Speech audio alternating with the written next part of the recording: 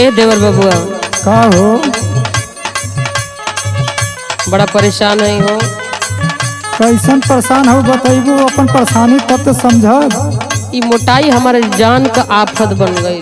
हाँ, मोटाई मोटाई तो बढ़िया चीज न बा हो।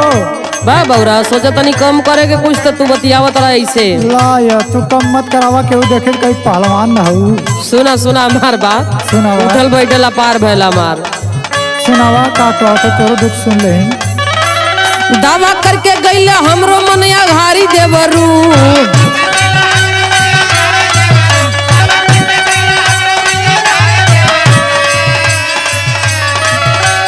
देखा सुनावा मन अंग्रेजी का डॉक्टर आयुर्वेदिक डॉक्टर और होम्योपैथ कौनो छोड़ली नहीं। अच्छा लेकिन ई बढ़े के बजाय घटत नहीं खे। सुना हमार बात। सुनावा दावा करके गईले हमरो मनिया घाई देवरू।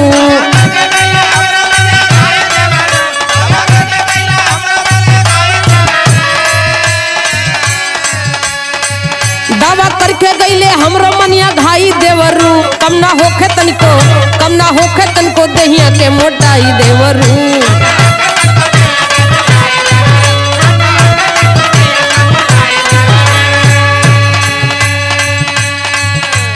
तू हऊ काम चोर। हमार बात सुना, मोटाई अपने आप कम हो जाए। अच्छा तो का समझ लिया? बोला ना, सुना बताओ। गेहूँ पिसल तारा जैबू पतराई भौजी।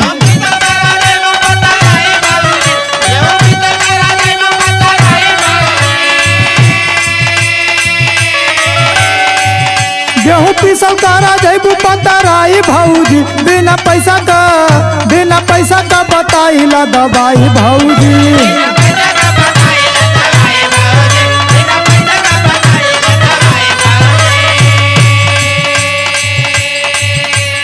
सुना ये देवर बबुआ, सुनावा हो भौजी। गेहूँ पीसे के कतरा जुग जमाना बदल गई है। हाँ तनी बात सुना। सुना वाह। अब कवन दवाई करी समझ में न आवेला।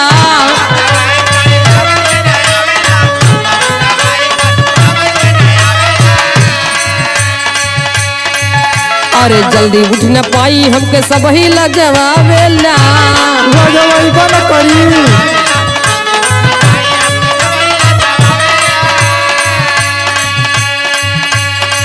हरली देवी देता सबके मनाई देवरू।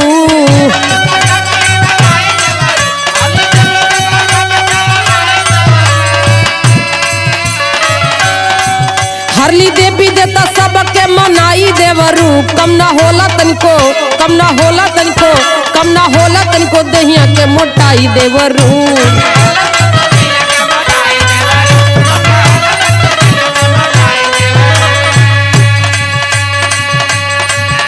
अच्छा चोरी चोरी काजू बादाम खूब चापत हऊ तो मोटैबू ना तक पचकबू।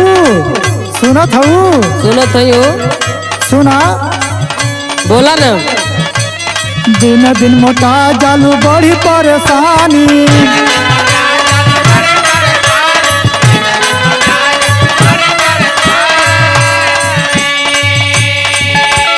रोदा ही बनावे लगे सगरो परानी।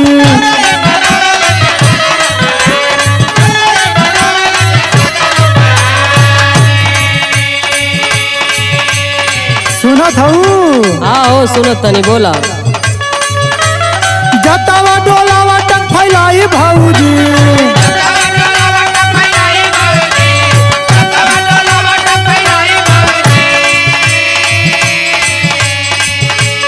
जतावा डोलावा टक फैलाई भौजी। बिना पैसा का बताइला दवाई भौजी।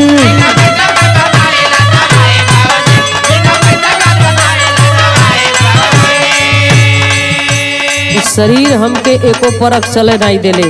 हाँ आ तनिको चली लाना तो ई लागी कि कितना मन बोझ ला दिल बा शरीरिया पे। अच्छा सुना हमार बात। सुनावा। हरदम बुझाला जैसे बोझल शरीरिया।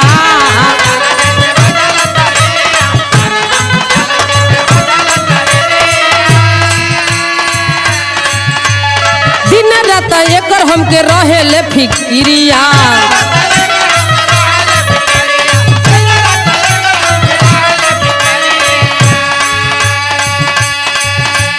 कैसे क जिंदगी बिताई देवरू,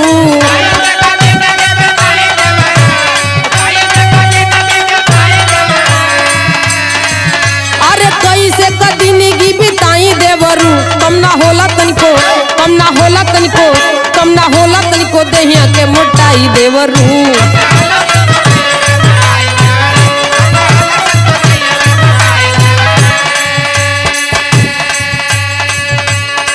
तोहरो बात सही है, बहुत बढ़िया बढ़िया बात तो करलू। सुना हम का कहत ला, का कहत बा? ध्यान से सुनला तो हर कुछ दुख दूर हो जाई। बोला। नस नस फर हर तोहार हो जाई,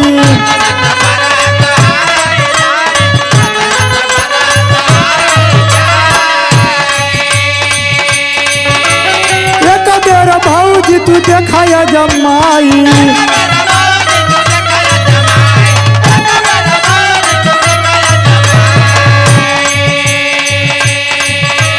रामानंद कहे समझाई भौजी,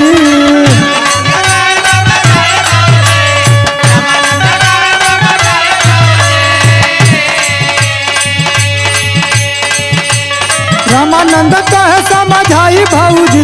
बिना पैसा का, बिना पैसा का, बिना पैसा का बताई ला दबाई भौजी।